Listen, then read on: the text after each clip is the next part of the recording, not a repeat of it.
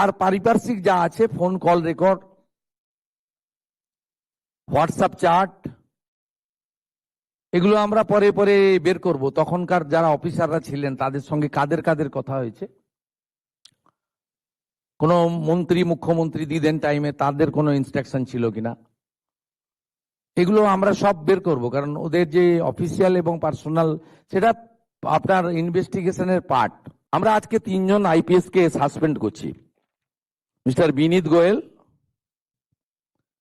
উনি এখন এডিজি রয়েছেন আইবিতে।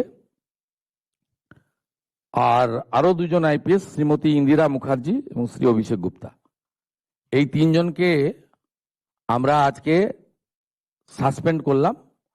এবং